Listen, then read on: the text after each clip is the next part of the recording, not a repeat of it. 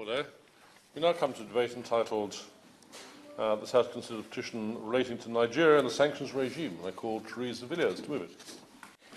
Thank you, Mr Gray. It's a pleasure to serve under your chairmanship. I beg to move that this House has considered e-petition 554140 relating to Nigeria and the sanctions regime. I'd like to thank the 220,330 people who have signed this petition, or at least had done when I last checked it this morning, especially the 853 of them who are my constituents in Chipping Barnet. This petition has been prompted by the disturbing events in Nigeria over recent weeks. There have been widespread protests regarding the activities of the Special Anti-Robbery Squad of the Nigerian police, known as SARS.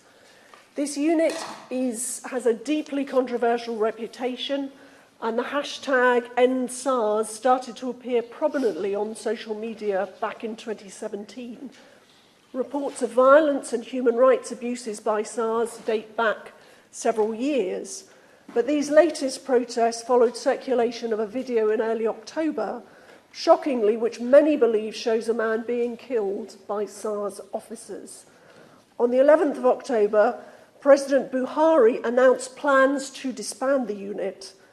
However, such promises have been made in the past, and yet SARS seemingly has continued to operate. This would in fact be the fourth time it was abolished. Many protesters therefore felt that disbanding SARS, even assuming it happens, would not be sufficient to tackle long-standing problems with police brutality, particularly if SARS officers are simply assigned to different parts of the police service. Activists are now calling for a complete overhaul of policing in Nigeria. They also want police officers responsible for beatings, killings, extortion, unlawful detention and other crimes to be held to account. So the protests continued, and thousands of Nigerians, most of them under 30, took part in events such as peaceful marches, candlelit vigils, multi-faith prayer sessions. People came together across divides, having different social, cultural and tribal backgrounds. Supportive comments flowed in from the Nigerian diaspora around the world, from celebrities, and the End SARS movement quickly widened beyond the concerns expressed initially about policing and started to capture some of the general frustrations of a young population demanding an end to poor governance and corruption. But I'm afraid the situation became far more grave on 20th October, when the Nigerian army and police opened fire on a peaceful demonstration at the Lekki toll gate in suburban Lagos. What happened is disputed, but Amnesty International have tracked events through photos and video footage posted by protesters. They show army trucks approaching the protesters from both sides of the toll gate, blocking them in. Shooting with live rounds started almost immediately with no warning given. A local musician, Obianuju Catherine Ude, was streaming the events live on Instagram as it happened, and later she said, there was a guy that was running and he fell and we looked at him. He was shot in the back. Several people are now looking for missing loved ones, including Elisha Sunday Ibanga. An eyewitness told CNN that Elisha's brother Victor was shot in the head during the protest and his body was taken away. The US broadcaster report that they have seen a geolocated photo of Victor Ibanga lying in a pool of blood and wrapped in the white and green Nigerian flag, one of the same flags held by protesters earlier in the evening as they sang their national anthem. Similarly and equally tragically, Peace Okon is someone who hasn't seen her younger brother Wisdom since he went to the demonstration on the night of the shootings. She said, I've gone to hospitals, I've gone to police stations, I've gone everywhere, I can't find him.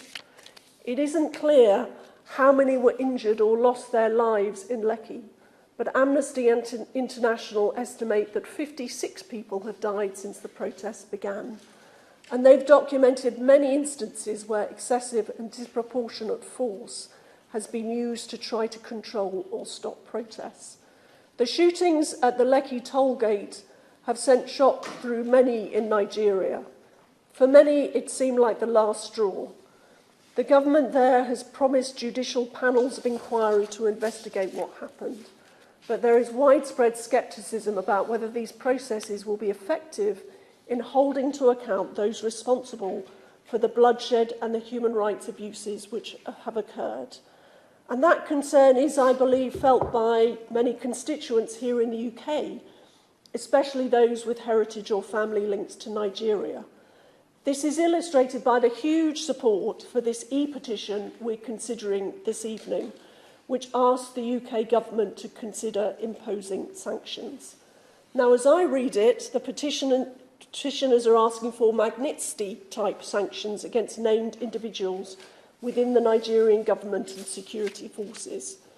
There's a recognition that generalised old-style sanctions applied to the country as a whole might cause hardship to ordinary people not in any way responsible for the problems highlighted by the petition. So this debate is a vital opportunity to hear from the Minister and to have her respond to this urgent appeal from the e-petitioners. An appeal that the government consider imposing targeted sanctions against certain individuals believed to be culpable in relation to the violent and excessive police response to peaceful protests in Nigeria. The new Magnitsky sanctions regime started to operate in July, and I believe its creation is one of the best and most important foreign policy decisions made since the Conservatives returned to government in 2010. It puts us ahead of many other countries in showing how seriously we take human rights abuses around the world. It even, I gather, earned us praise from Guy Verhofstadt, which is undoubtedly a rare thing. But I believe that the petitioners have a credible case for the imposition of individualised sanctions such as travel bans and asset freezes. Now, of course, I appreciate there are real sensitivities about anything which might be considered interference in the domestic affairs of another country, especially where there was a previous colonial involvement. But I still hope that ministers should give serious consideration to what the e-petitioners request. And my second ask of ministers is that they provide reassurance about UK aid and security programmes which involve Nigerian police, military and security forces. In their responses to written questions on this matter, the government has emphasised these programmes are intended to improve transparency and accountability, as well as strengthen respect for human rights, the rule of law and protection of minorities. But I know my constituents signing this petition want more clarity and certainty about what these UK programmes have achieved and how they're assessed. I believe they'll be reassured if we have a clear statement that no UK taxpayers' money can be misused by security forces in Nigeria or in any circumstances deployed on activities which suppress peaceful protests. My third question for ministers is what representations they have or are prepared to make to the Nigerian government about human rights abuses against Christians. Charities such as Christian Solidarity Worldwide and Open Doors have documented a worrying increase in attacks on Christian communities in Nigeria by terrorist groups over recent years, and their plight must never be forgotten. Fourthly and finally, I would ask ministers to step up engagement with the Nigerian diaspora in the United Kingdom. There are many British Nigerians who want to deploy their knowledge and their understanding of the country to help shape the UK's response to unfolding events in Nigeria. Worried about the situation and distressed about the Lekki Tollgate tragedy and other loss of life, they're brimming with enthusiasm to help, to make a difference and to be involved in building a better future for Nigeria. In this regard, I particularly want to thank my constituent Lara Ayodeji Akindeji for contacting me to share her concerns and offer her help. Her support and briefing for this debate has been invaluable. So my final request would be to ask the Minister to meet me and a group of constituents to discuss these matters further. Mr. Gray, Nigeria is a country with so much going for it. A young and hugely talented population, massive natural resources and a rapidly developing economy.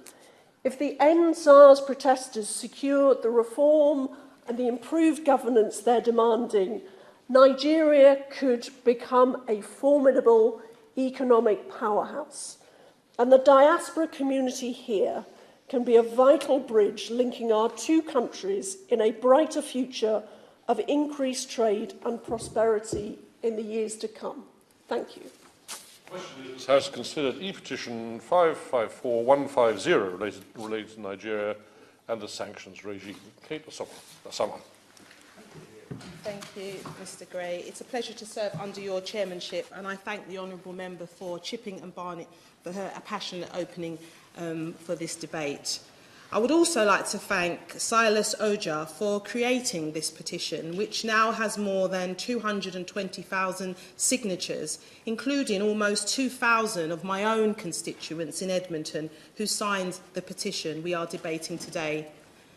And I'm sure that I'm not the only member to have been inundated with messages from constituents in recent months, urging them to do whatever they can to lend their voice to the End SARS protests. As the chair of the All-Party Group for Nigeria, I was particularly keen to speak on this debate and highlight the need for the UK to stand with the Nigerian people against an increasingly cruel and brutal regime. The situation in Nigeria is incredibly serious, with tragedy after tragedy unfolding on the streets in state after state, as the Nigerian government and its security forces take ever more repressive measures to end a protest movement, which has given hope to millions across the globe. The End SARS movement is not just about disbanding the special anti-robbery squads. It is a movement led by the youth of Nigeria who took to the streets of Nigeria peacefully, demanding an end to brutality, extortion and extrajudicial executions, and for a truly democratic Nigeria. The bravery of the youth-led movement will never be defeated. Today, we need to consider how the government should respond to both the movement itself and the violent actions of the Nigerian regime. However, we must also take this opportunity to look beyond sanctions to a way in which development funding is spent in Nigeria.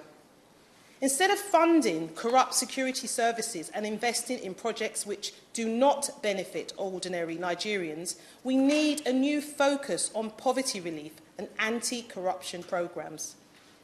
Mr Gray, it is vital that we recognise the role of the UK and how these events have unfolded in Nigeria.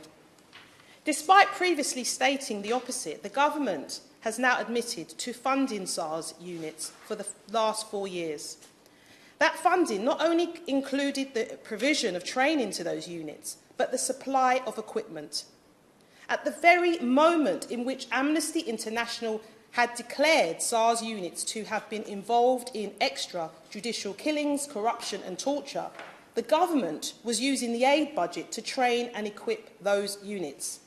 In fact, between 2016 up to this year, more than 10 million went towards programmes from which SARS units benefited.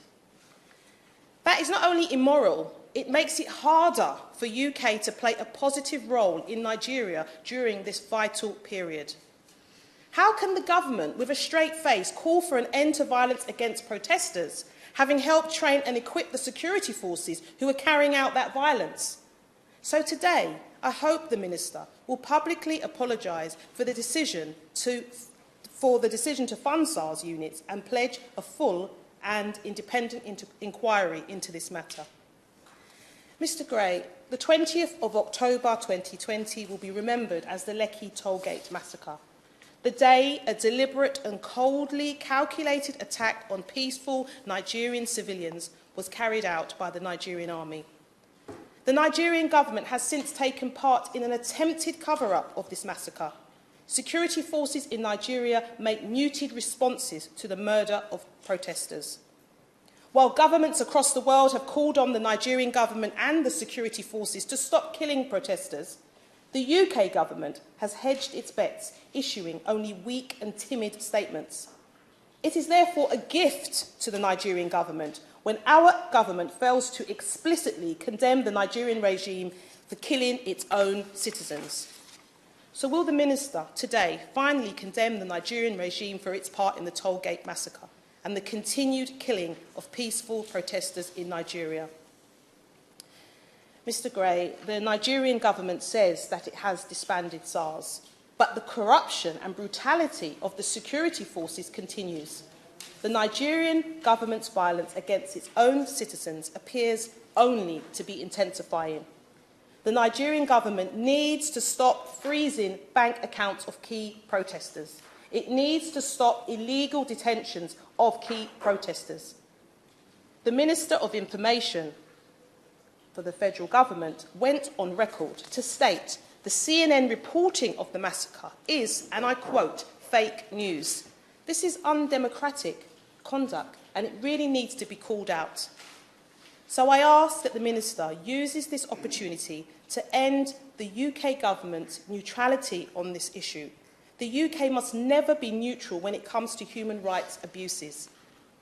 Are the rights and needs and dreams of young Nigerian people not the same as those that are here in the UK? The UK should not be a safe haven for anyone who denies their own citizens the same freedoms they come to enjoy in the UK.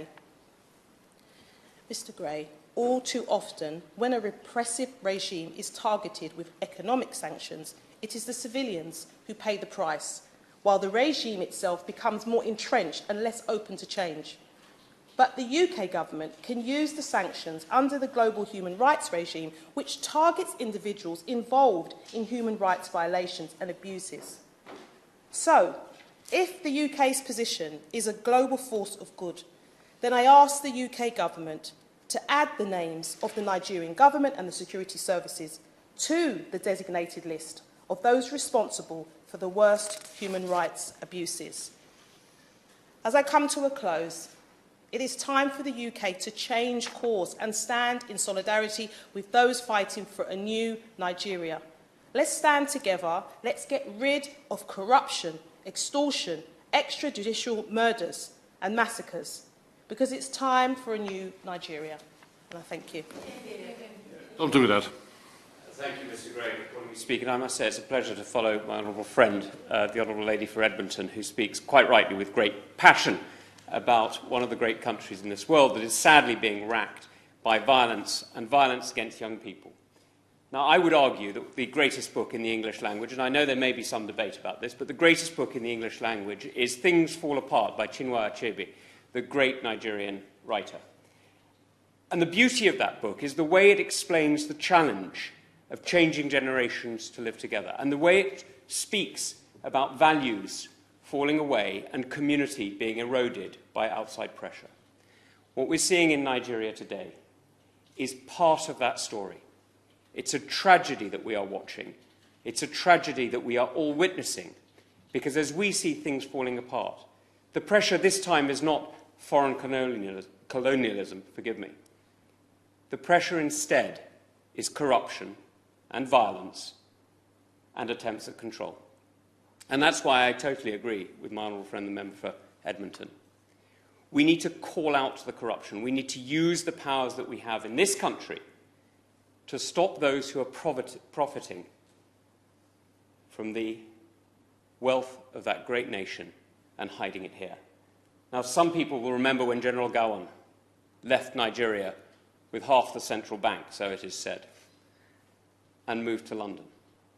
We know that today, even now, in this great city of ours, there are, sadly, some people who have taken from the Nigerian people and hidden their ill-gotten gains here. We know that our banks, sadly, have been used for that profit and for that illegal transfer of assets.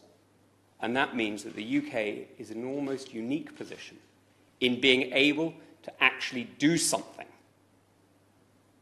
to really exert pressure on those who have robbed the Nigerian people.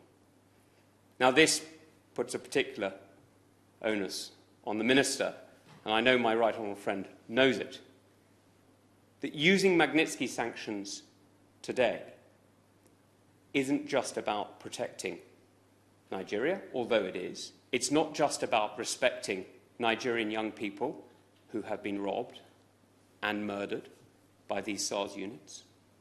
It's actually about protecting the United Kingdom, because what happens in Nigeria matters fundamentally to us here. This is the third country of the Commonwealth. This is a country of 200 million people. It is going to be the great economic powerhouse of Africa and one of the great economic powerhouses of the world. This is a country whose wealth, not just in the oil off the river state, but in the imagination and creativity of its people, is witnessed every day in Nollywood and perhaps more my style at the great University of Jos.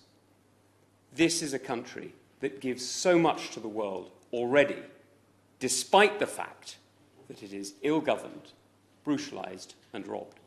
Just imagine what it could give if the Plateau State wasn't a scene of conflict and anti-SARS movements, but instead was the global centre of learning that it really, truly could be, and indeed was up until the 1960s. So look, this is an opportunity for the UK to do something real, not just in the interest of Nigerians, though it would be, not just in the interest of Africans, though it would be that too, but fundamentally in the interests of the British people. This is a moment when these petitioners have got it absolutely right. They are not just arguing for the rights of young Nigerians who are claiming their own rights. They are arguing for the rights of Democrats, of free people, and of honourable people everywhere. And I hope that my right honourable friend and her colleague, the Secretary of State, will listen, will look at the sanctions regime and choose very carefully where they apply. Thank you, Mr Gray. It's a pleasure to speak in this meaningful debate and to follow the Honourable Member for Tunbridge and Malling. The events surrounding the NSARS protest in Nigeria has caused global concern and outcry. Last month, mainly young Nigerian people took to the streets in a peaceful protest against police brutality. And on the 20th of October in Lagos and in other parts of the nation, the military are alleged to have attacked peaceful protesters with disproportionate force and have killed and injured civilians. The world watched the horrific videos. The world saw the awful pictures from the scene. The world heard the eyewitness accounts from survivors who managed to escape the horrors of that night. Human rights agencies such as Amnesty International have supported these claims. Despite the overwhelming evidence, Nigerian government and military initially denied that the military were at Lekki and labelled the events as fake news. Media companies received a memorandum from the Nigerian National Broadcasting Commission to silence them, not to embarrass individuals, organisations, government, cause disaffection or panic to the society at large, following reporting on the events of that dreadful night. Consequently, some media houses who did report on the events were fined. The bank accounts of some organisers involved in the protests have been frozen by the Central Nigerian Bank pending investigations. Some organisers involved in the protests have been arrested or harassed by the authorities. These actions equate to the preventing and indeed stopping free speech and the right to peaceful protest by the state, and this is unacceptable. Peaceful protests are vital to the functioning democracy and are a fundamental human right. These rights should be upheld and respected. Many of my constituents who have a Nigerian background are in great distress. Those that have relatives and friends in Nigeria are concerned about the safety of their loved ones and have contacted me about this situation. I indeed have close friends in Nigeria who are also deeply concerned and have contacted me about this.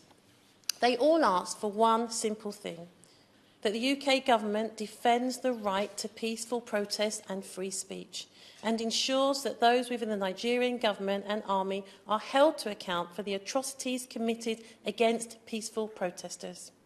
Given the shared history between the UK and Nigeria, and as a fellow member of the Commonwealth and ally, the UK has its duty to stand up for human rights of Nigerian citizens. In the case where Nigerian officials are avoiding accountability over the killings of protesters, I believe that the UK should be looking to impose sanctions on state officials involved in the human rights abuses of Nigerian citizens. In July of this year, the Secretary of State for Foreign, Commonwealth and Developmental Affairs introduced the Global Human Rights Sanctions Regulations. Under this statutory framework, priority themes relate to cases that threaten media freedom and human rights defenders. Furthermore, another priority theme considers cases where the relevant jurisdiction law enforcement authorities have been unable or unwilling to hold those responsible for human rights violations or abuses to account. The government clearly have the tools to ensure that Nigerian state officials respect the constitutional and fundamental human rights to protest and free speech.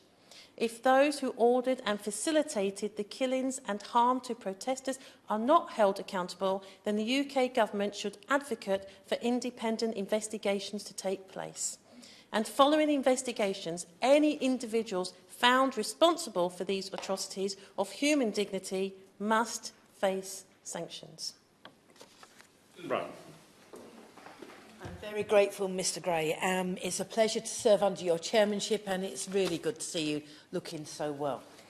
I'd like to thank the Honourable Member too from Chipping Barnet for introducing this debate, for her passion, and also to all of my honourable friends, also for their passion, their expertise, and their clear demands that we're making today in this chamber. And it's good to hear that the demands are unanimously held across what is sometimes a divide. As we know, the SARS police unit was suspected of abuses against thousands of innocent Nigerians over the past 28 years. It's sadly clear that Nigeria does have a serious problem with abuses of state power and with corruption which goes way beyond SARS. The protest movement that we are seeing rise in Nigeria wants all of these abuses addressed. SARS and other police forces were well known for targeting young people, for arrests, extortions, beatings, almost at random. I'm told if you're young, if you have the wrong hairstyle or clothes, or if you're driving a car and playing music, you could be targeted. Your money and your possessions could be seized with no evidence, and people know if you resist, you will be beaten and possibly killed.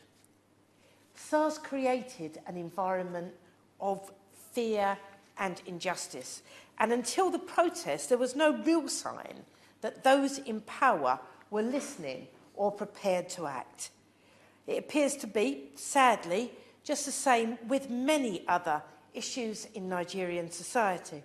There's terrible unemployment, there's little access to healthcare and to education, and a poverty rate as high as 70%, according to Oxfam. The people of Nigeria have the right to come together and call for an end to those injustices. But as we know, in recent months, their peaceful, powerful actions have been met with horrific violence. Amnesty says that at least 56 people were killed during the recent protests, including at least 10 in Lekki.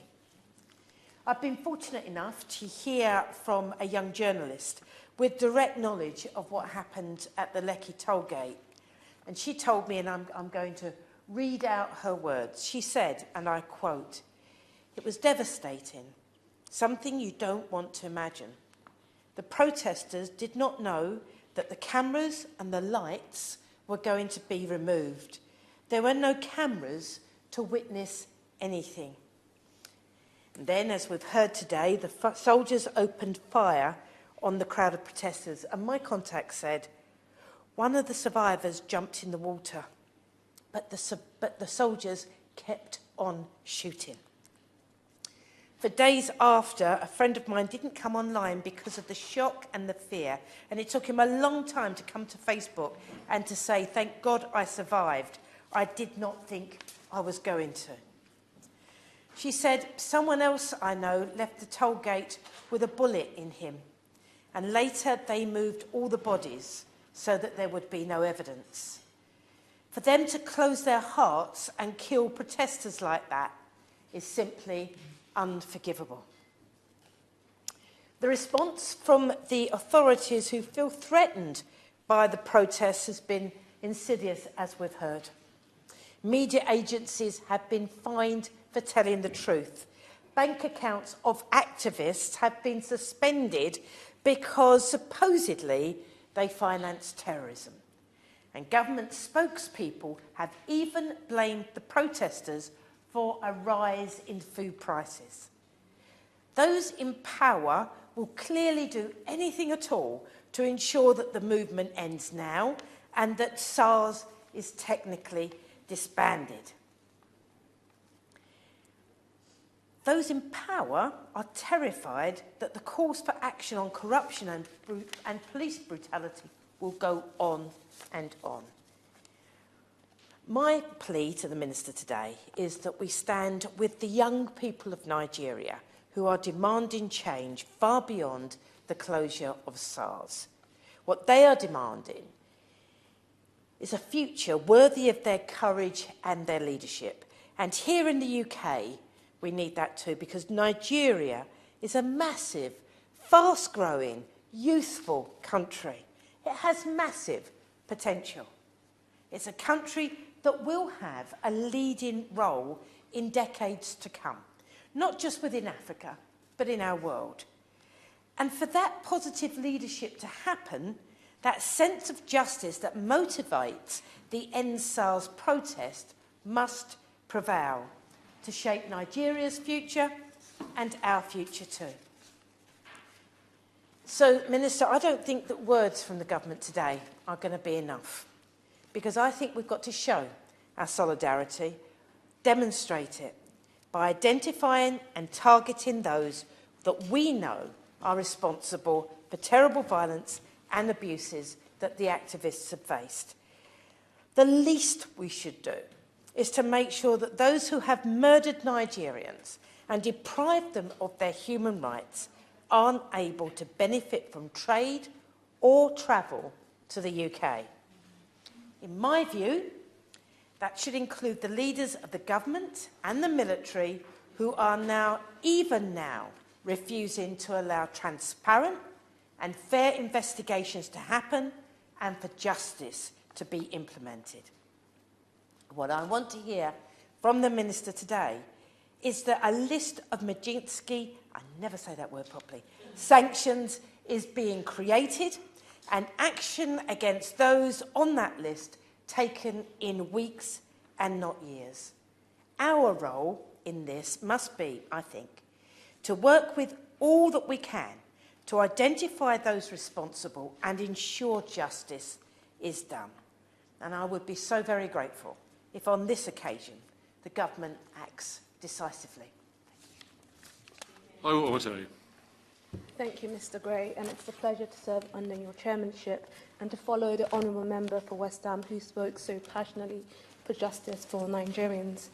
I would also like to thank the member for Chipping Barnett for securing this very important debate. Now, this, of course, was a popular debate, and it's unfortunate that my honourable friend, the member for Vauxhall, was not called to speak in this debate, and she sends her solidarity with the End SARS movement. Now, I must begin by addressing the horrific violence we've seen inflicted upon young Nigerian civilians who were peacefully expressing their fundamental human rights against police brutality.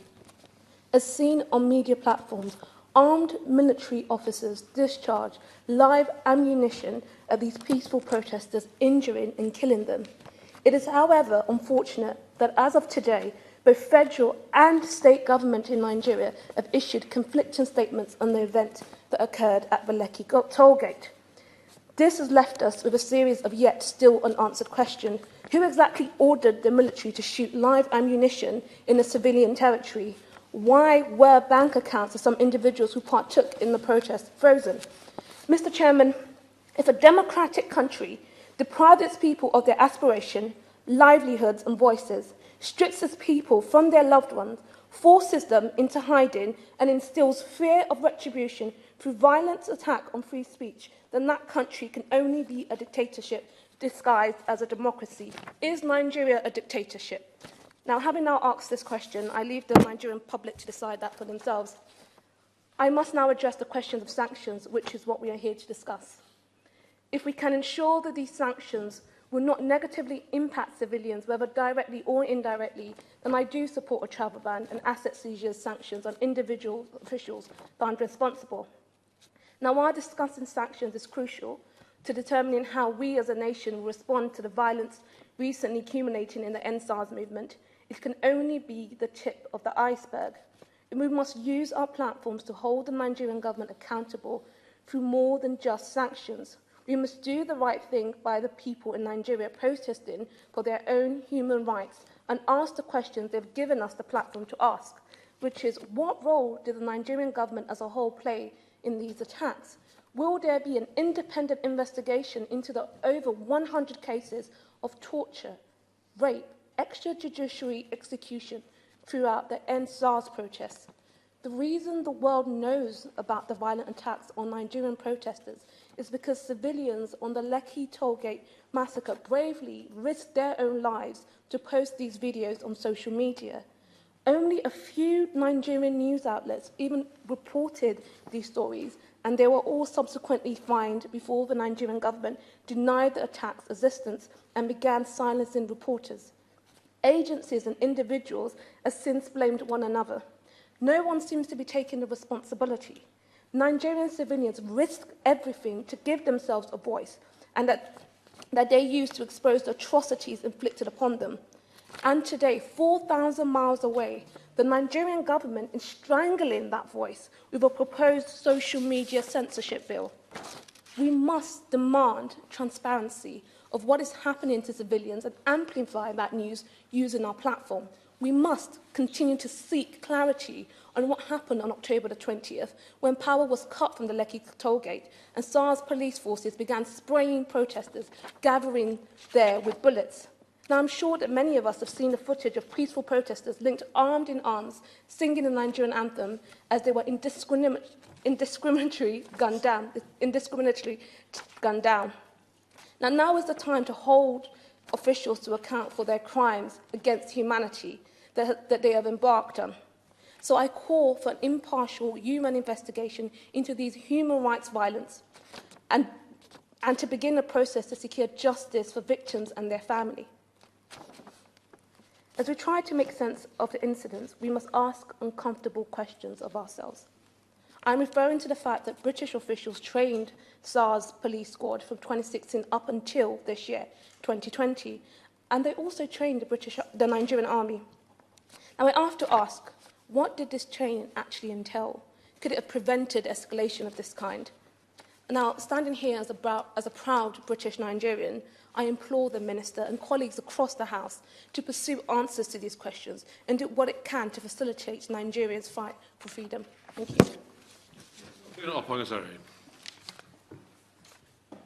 Thank you, Mr. Gray, for chairing this debate, and it's an honour to follow my honourable friend for Coventry and North West. I also like to thank the honourable member for Chipping Barnett for putting forward this debate in response to the petition which calls for sanctions against the Nigerian government and officials. It's a very timely debate that needs to be had. The atrocities that we have seen in Nigeria in recent months are understandably very concerning for my constituents. I know many of my constituents who have friends and relatives in Nigeria and want to see our government help ensure their safety. I firmly believe that we have an obligation to condemn violence and human rights abuses where we see them, which is why I have publicly condemned the violence that took place on the 20th of October when young people's rights to protest were tragically suppressed. In Erith and Thamesmead, 4,469 people have signed this petition that we are here to debate today. This is the highest amount of petitioners across the constituency seats. I have been contacted individually by dozens of people who want to see action to ensure that human rights are upheld in Nigeria. One constituent wrote to me to say recently that she watched a documentary on how Nigerian military opened fire on unharmed children who were happily and peacefully demonstrating and carrying Nigerian flags. Many were killed mercilessly. She said she cried and said to me, "This could have been anyone." My constituents are right in demanding we see long-term action. A statement of condemnation, like my colleagues have mentioned just now, is not enough. As a country which subscribes to international human rights law, we must be quicker to act to support those who are having their rights infringed upon them around the world. Accountability is the cornerstone of democracy, and I was pleased to see the Minister of Africa write to me to confirm that the UK government will continue to work with the Nigerian government and international and civil society partners in support of police reform. However, it is clear that suitable methods of accountability have not been implemented. It was just yesterday that the Nigerian military admitted that soldiers fired live bullets at anti-SARS protesters on October 20th. However, there is still no confirmation about the number of young protesters who have tragically lost their lives. According to Nigerian officials, 2 young people were killed in the shooting, but reports by Amnesty claim there are 10 lives that were lost. How can this be considered appropriate accountability if we cannot even reach a consensus on the amount of lives taken at Lekki Toll Plaza in Lagos in October? I do not believe placing economic countrywide sanctions in Nigeria will help address these ongoing issues of police and military violence. In the first instance, the UK government should be calling for an independent investigation into the allegations of misconduct by the Special Anti-Robbery Squad. Organisations like Amnesty International and Human Rights Watch, who have been following the abuses that have taken place in Nigeria for years, should be consulted in their evidence and collated alongside an independent investigation to form a judicial review. Furthermore, the investigation should look at wider issues of violence and human rights abuses by military and police across Nigeria. Mr. Gray, the UK government should regard the findings of an independent investigation with the utmost seriousness and take action to implement sanctions across individuals identified as being responsible to the atrocities that have taken place. They should also make appropriate adjustments to the overseas military security and justice assistance funding and training of any Nigerian military, security and policing organisations which may have committed violations in line with the government's own guidance to ensure OSJA funding meets our human rights obligations and our values. Mr. Gray, this issue does not begin and end at Lekki Toll Plaza on October the 20th. There have been reports of violence by Special Anti-Robbery Squad since 2017, and there continue to be serious consequences as a result of protests which took place earlier this year.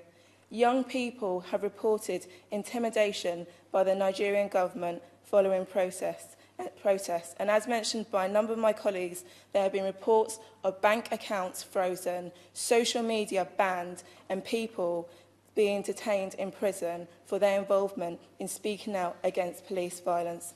These actions are unacceptable in democracy and claims of accountability for its wrongdoings. No action can replace the lives that have already been lost, but that does not mean that we cannot take action. I hope at the end of this debate we will get a commitment from the Minister that the UK will follow up their actions to hold officials in Nigeria responsible. Mr. Gray, I finally want to take this opportunity to raise the case of Nigerian DJ and songwriter DJ Switch, who has had her life threatened for her role in speaking out against military and police violence. The prominence of young Nigerian females at the forefront of NSAR's protests has highlighted the need for more action taken to end violence against women and girls in Nigeria. Will the government take this opportunity to ensure that these actions in upholding human rights around the world extend to protecting women and girls against violence? Thank you, Mr. Gray. Alan Smith. Thank you, Mr. Gray. It's a pleasure to serve under your chairmanship and a pleasure also to take part in such a cross-party consensual discussion, and glad to hear some excellent contributions from honourable and right honourable members across the House this evening about events in Nigeria. I'd also add my warm congratulations to the right honourable member for Chipping Barnett on bringing this forward and the drafters of this petition. I'd above all else, though, commend the NSARS movement, which I think has done so much to shine a bright light on the corruption and oppressive practices of the regime in Lagos. And I've read the government's response to the petition carefully, and I have some concerns.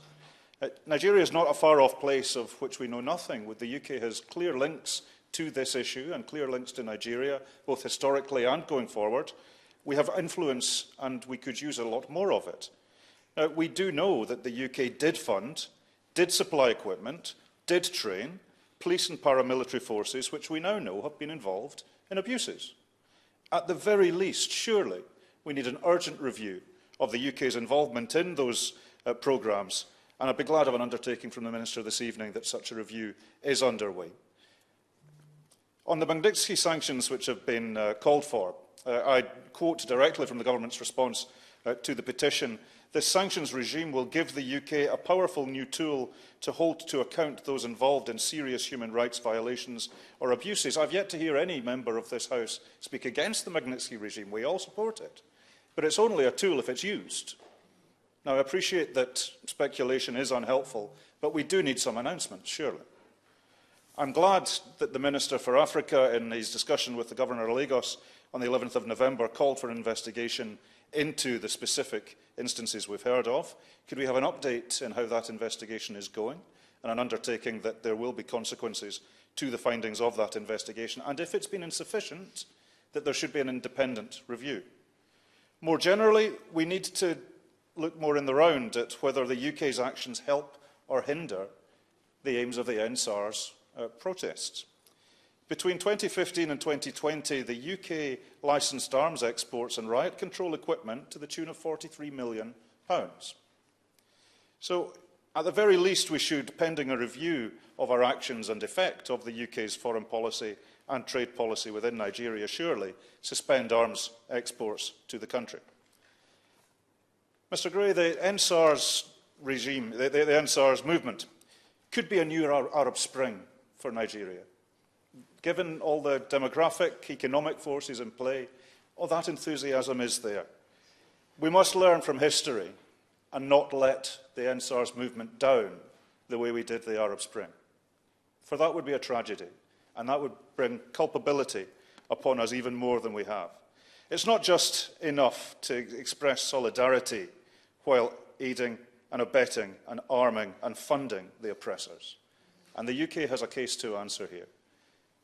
We need to look back into the consequences of our action and make sure that we do all we can to ensure accountability on the ground. I do look forward to the Minister's comments this evening. Stephen Doughty.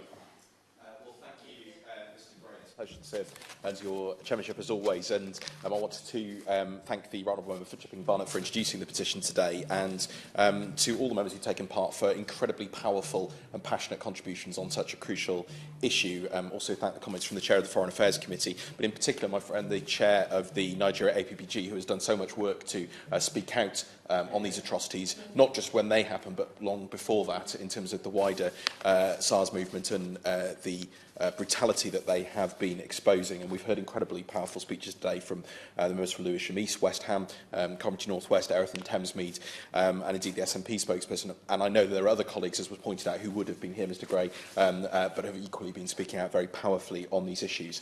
And I too want to thank the over 200,000 individuals who have signed this petition and its creators, and that, of course, includes many significant signatures from the Nigerian diaspora here in the UK, but also all the others who share deep concerns about what is happening in Nigeria and when it comes to wider human rights abuses around this world. This is not a country, Mr Gray, that will turn a blind eye when such atrocities are happening. And the scenes we have witnessed and the reports that have come out of Nigeria of the response by the police and the army against protesters involved in the NSAS movement have shocked us all. And of course, we've heard from many of the contributions today of the events of the 20th of October, when a group of NSAS protesters were fired upon, it appears, by members of the Nigerian army at the Lekki Tollgate Plaza, after the CCTV was taken off and after the lights were turned off. And of course, the tragic deaths and injuries that resulted as a result of that action. And I spoke, Mr Gray, to those who had been around in the vicinity of these incidents, who have seen and witnessed firsthand the brutality meted out by SARS and by those attempting to defend them. And I can tell you they were shocking testimonies, Mr Gray, and I know that many of us have witnessed the video footage and pictures of the events, absolutely horrific. Now, despite the Nigerian army having denied it for over a month, it has been finally forced to admit at the judicial panel inquiry that soldiers were deployed to the Tollgate protest with both blank and live ammunition. And as many honourable members have pointed out, we still see some of those protesters still in detention today, and many others having financial restrictions and other actions taken against them. And I would be interested to know what assessment the Minister has made of the situation today with those who were involved in those protests. But of course, as many have explained today, this massacre and the other atrocities that we've seen are only part of the picture. They are part of a picture of brutality over a number of years, extraordinary brutality and violations by the Special Anti-Robbery Squad, otherwise known as SARS. And the report from Amnesty International documented 82 cases of human rights violations between January 2017 and May 2020, including various methods of torture against detainees, such as hanging, mock execution, beating, punching and kicking, burning with cigarettes, waterboarding, near asphyxiation with plastic bags, forcing victims into stressful bodily positions, and sexual violence and rape. It is a shocking record of behaviour. And yet few of these cases have been investigated, and hardly any officers have been brought to justice on credible accounts of torture and other ill treatment. The authorities have promised investigations, but they often have simply not occurred. And the federal government of Nigeria has repeatedly promised to reform SARS, but has failed to do so. And of course, the protests we've seen recently originate not only in that record of brutality, but in other documented incidents across the country, in Delta State, in Oyo State, and in recent days I've received reports of extrajudicial killings by, allegedly, the Nigerian army in Oyigbo, too, in Rivers. What assessment has the Minister made of those most recent reports? This is still carrying on after those shocking events that we have seen just a few weeks ago.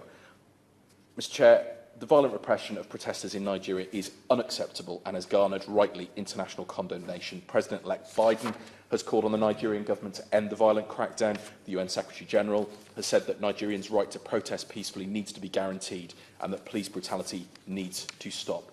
And we in the official opposition absolutely agree with those sentiments. The violent crackdown on these protests must end, and there must be accountability for those responsible for such brutality and loss of life. The Leader of the Opposition, my honourable friend, the Shadow Foreign Secretary, have made it clear that the UK must act as a force for good in the world, and we must act in line with our international partners and multinational organisations, whether that's the UN, AU, the UN Human Rights Council and others, to encourage and strongly advocate for the end of this violence in Nigeria, to end police brutality in Nigeria, and crucially to call for independent investigations into these violations by Nigerian policing, security and military forces. Obviously, it would always be better if we had confidence in the systems of investigation within a country, within Nigeria, but the ongoing failures and the ongoing record of the government in dealing with SARS, I think, underpins why so many do not have faith in that process, and that is why independent investigations will be so crucial. Now, this petition specifically refers to sanctions, and Mr Gray, we in the official opposition welcomed the Foreign Secretary's establishment of a Magnitsky-style sanctions regime, which we had been calling for since 2018, to allow for targeted sanctions based on attacks on human rights and to enable us to target the wider network of perpetrators, including all of those who facilitate, incite, promote or support such crimes. And that, of course, extends beyond state officials to non-state actors as well.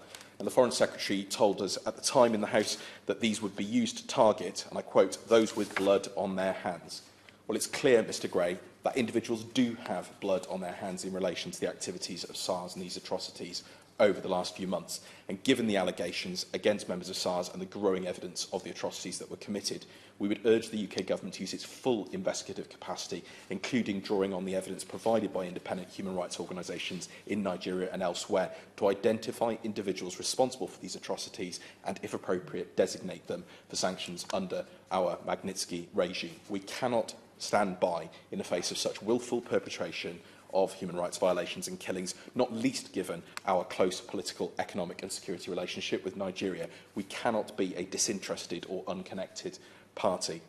I want to turn, Mr Gray, to the UK's own role in relation to SARS, and we've heard this from a number of members in the debate so far. Despite initially denying it, the Minister for Africa has admitted that through the Conflict Stabilisation and Security Fund in Nigeria, SARS members were trained as part of the Nigeria policing programme, and that the UK Government has been involved in training of members of SARS, despite that happening during a time when there were ongoing public, well-known allegations of extrajudicial executions, extortion, torture and rape by this unit.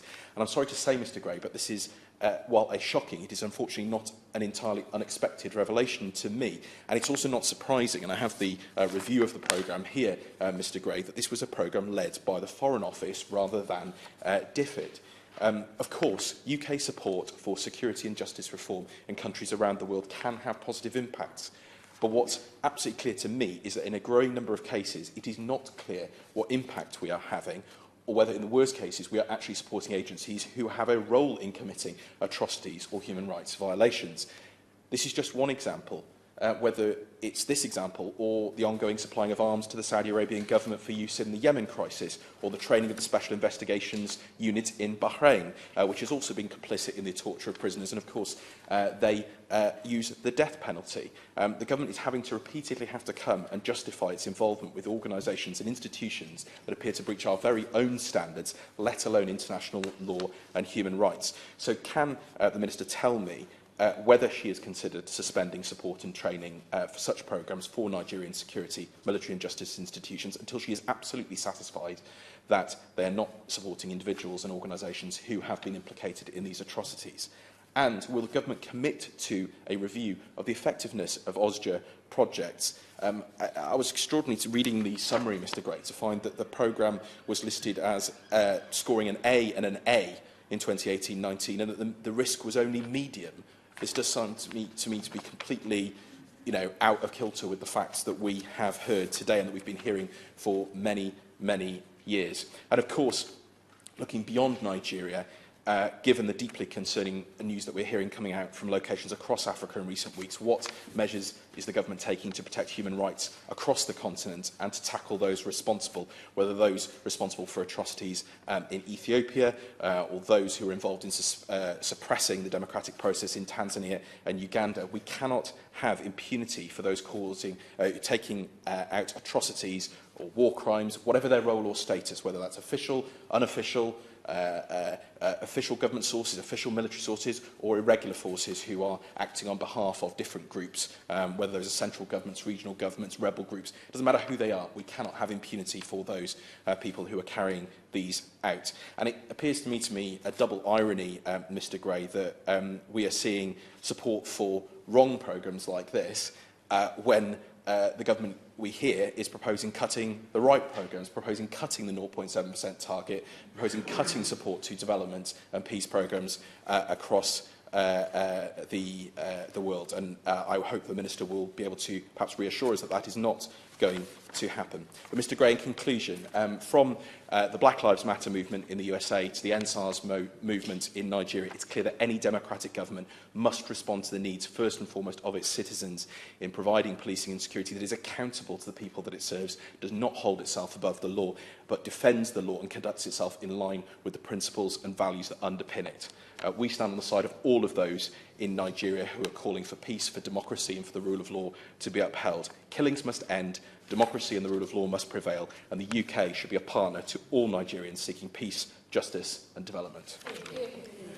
Wendy Morton.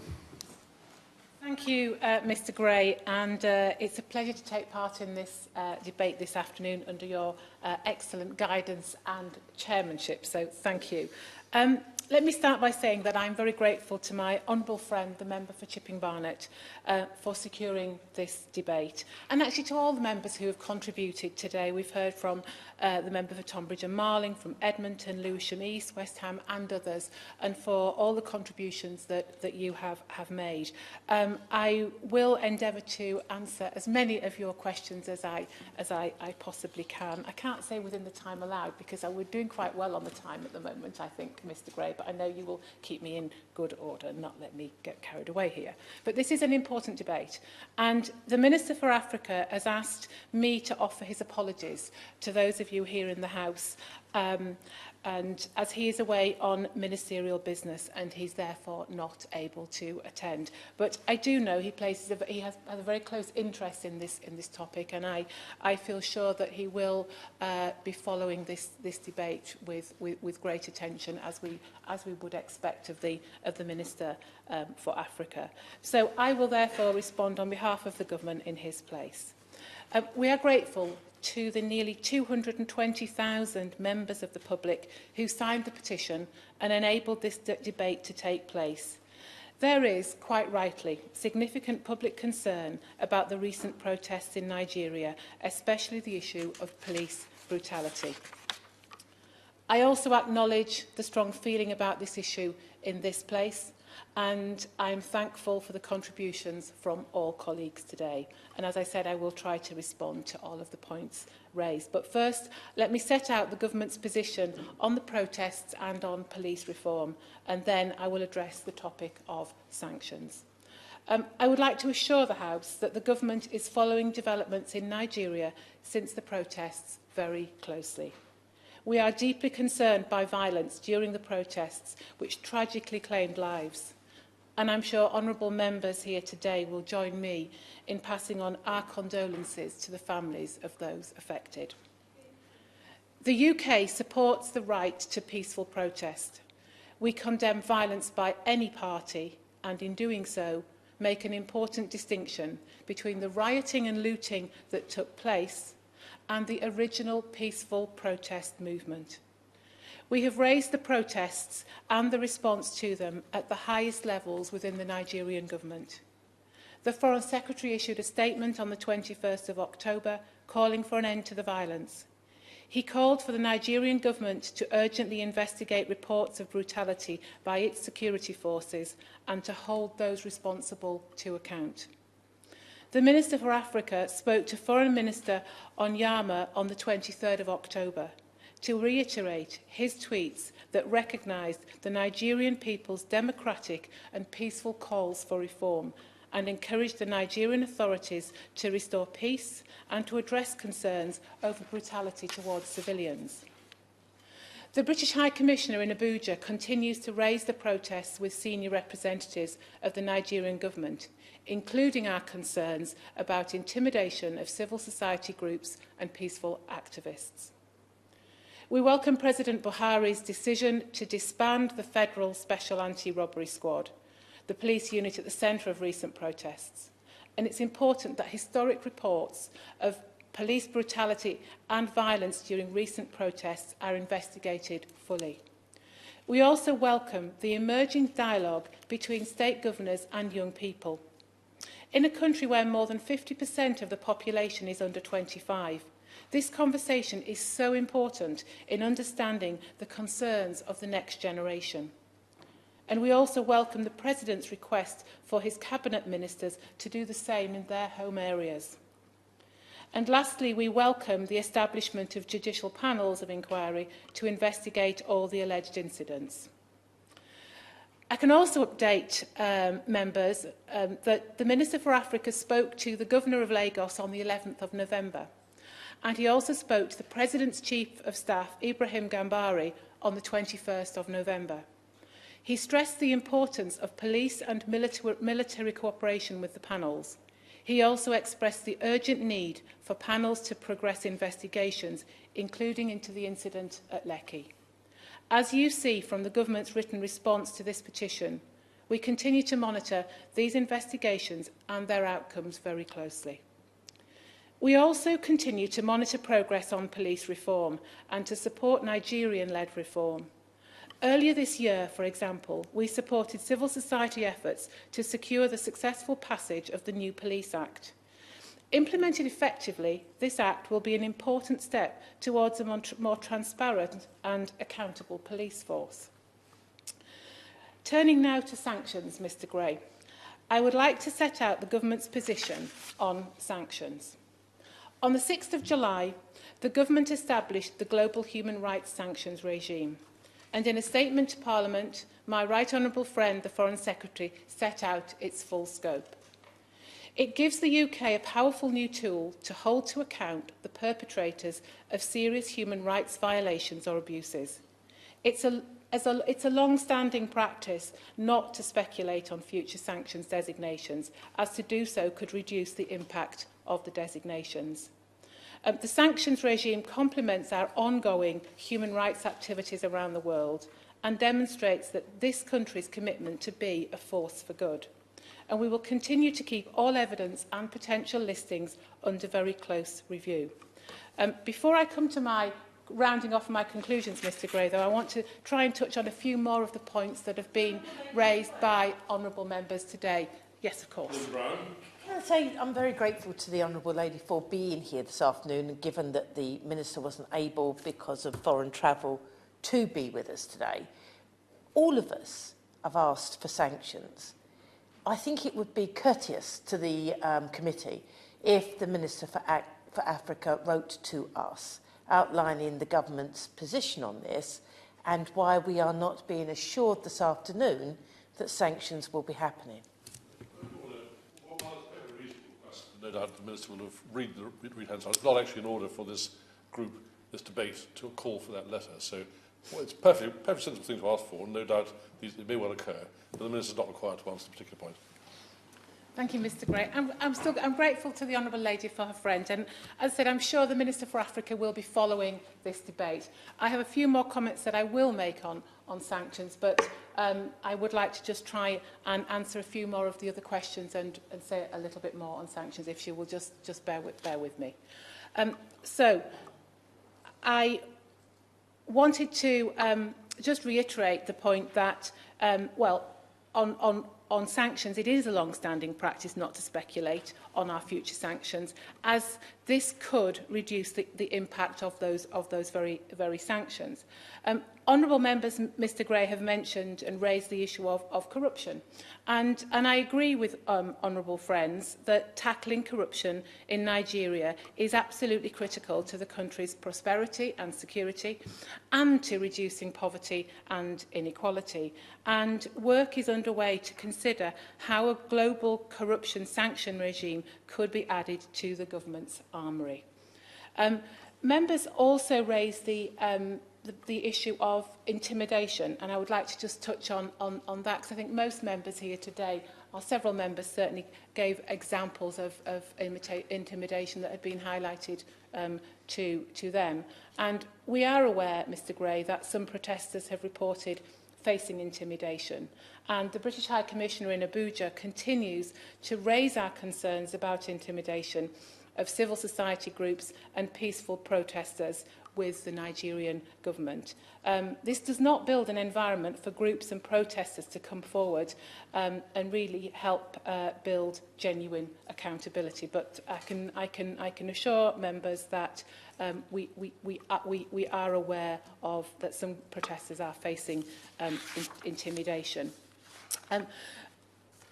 Members also raised the matter of UK aid. I think that was my honourable friend, the member for Chipping Barnet.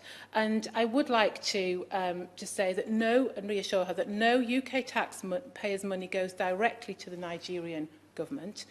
The UK provides assistance to Nigeria to meet immediate humanitarian needs and to address long-term structural issues.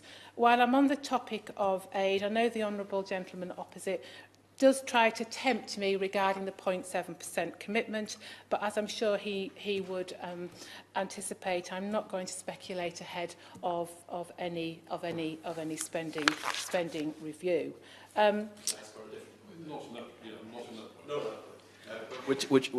just wanted to ask her if she could elaborate. I mean, I appreciate that she's not the Minister for Africa. She'll be less familiar with these specific programmes. But I mean, it was very clear in the Minister's letter to us that the UK government was funding training programmes that directly involved SARS, despite the allegations. Does she not believe there's a problem here with our wider security and justice assistance programmes, including across the world, because we keep getting example after example after example where they're either being questioned about their impact or, worse still, that us, we're being implicated in some way in organisations that are not upholding our standards? Thank you. The honourable gentleman must have sort of preempted some more of my notes, because I'm going to touch a little bit more on the SARS programme, and hopefully I can give him a bit more detail as to you know, the work that we're doing and what we are supporting. Before I come to that, just a quick note, because the Honourable Lady for Chipping Barnett also raised the point of the persecution of Christians, which again I know was another important topic. And just to, you know, to reassure her that we made clear to the Nigerian authorities at the highest levels the importance of protecting civilians, including Christians, and human rights for all Nigerians. But I now come on to SARS and the Special Anti-Robbery Squad. Mr Gray, the UK supports police and justice reform in Nigeria. All assistance is compliant with our human rights obligations and our values. And through our CSSF-funded Nigeria policing programme, which ended in March 2020, Federal Special Anti-Robbery Squads, or FSARS, officers participated in training on amended Nigerian police guidance designed to improve human rights, training on public finance and community policing workshops.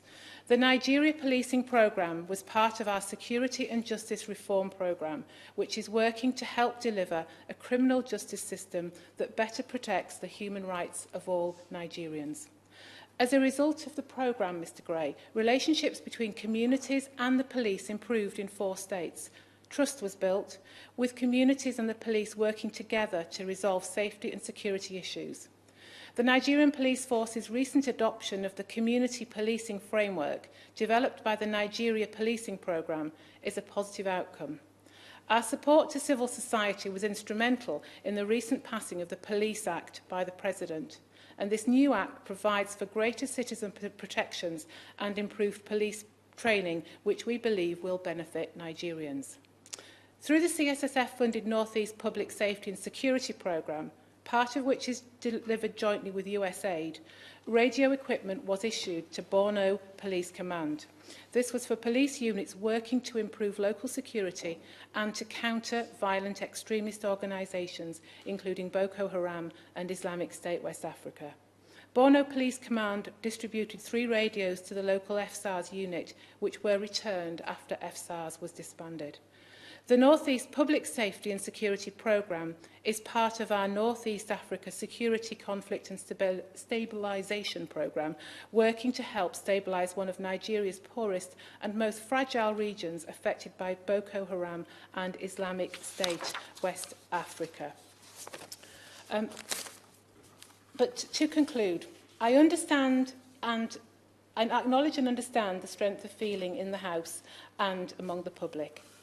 The UK and Nigeria have a long and close relationship that extends beyond our governments to our people, especially through the British Nigerian diaspora community, which contributes so much to this country. And the diaspora was also raised by my right honourable friend who led this debate, the Honourable Lady for Chipping Barnett. The UK is home to over 200,000 members of the Nigerian diaspora who contribute so much to this country. And as I'm sure, Mr Gray, you will be aware, my honourable friend, the member for Saffron Walden, was the first minister for Nigeria. In terms of communications and engagement with the diaspora, on the 18th of November, the Minister for Africa led a virtual business roundtable with members of the Nigerian diaspora business community to better understand challenges to increasing trade and investment between the UK and Nigeria. And the roundtable was also joined by my honourable friend, the UK Trade Envoy to Nigeria, and the British Deputy High Commissioner in Lagos. And I know that the Honourable Lady raises, asks whether she could request a meeting with the Minister for Africa. It would be wrong of me perhaps to commit him to that, but I can certainly pass on her request, Mr Gray. But this government will continue to press the Nigerian government and its security services to uphold human rights and the rule of law, to investigate all incidents of brutality, illegal detentions and the use of excessive force, and to hold those responsible to account. We will closely monitor the judicial panel of inquiries and continue to advocate for investigations into police brutality. The government will consider its options as the panel's work progresses. The government would also continue to work with the Nigerian government and international and civil society partners to improve the accountability and transparency of the Nigerian police for the benefit of all Nigerians. Theresa Villiers. Thank you, Mr Gray. Well, like others, I believe this has been an excellent debate with well-informed contributions, with real insight, both from backbench and front bench. And I would take this last minute or two just to really urge the Minister and the rest of the team at the Foreign Office to use all diplomatic means they have available to get the message to the authorities in Nigeria that they need to listen to what the protests are asking for, and that I do hope that whilst the Minister, for all sorts of reasons, has felt unable to make commitments on targeted sanctions today, I think there is a really strong case for doing this, and I hope that behind the scenes the Foreign Office will continue to pursue this, so that in the not too distant future we will see an announcement on that. We've heard obviously in this debate some really disturbing accounts of what happened at Lekki, but also of a long history of brutality and extrajudicial killings, and particularly grim accounts were recounted by the Shadow Minister. But I very much hope that we also take away from this debate the optimism that I think everyone showed about the future for Nigeria. It has so much potential. As the Honourable Member for Edmonton says, you know, there's real potential for a new Nigeria, a better future. And I hope that these protests do signal a real change towards addressing those concerns around corruption, around brutality, around poor governance. Because if those issues are resolved, if we see real progress on that, we can see huge success and flourishing in Nigeria, not least in economic terms. So it's been my privilege to lead this debate. I thank all the people who signed the e-petition. I think this is a great example of the e-petition process working really effectively, because nearly 250,000 people signed that petition. We here in the Mother of Parliaments get the opportunity to urge and advocate for change and reform in Nigeria, and it's been my privilege to take part in that process. The question is, this House considered e-petition 554150 relating to Nigeria and the sanction regime. Will they say aye? Contrary, no. I think the ayes have it. The ayes have it. Order, order.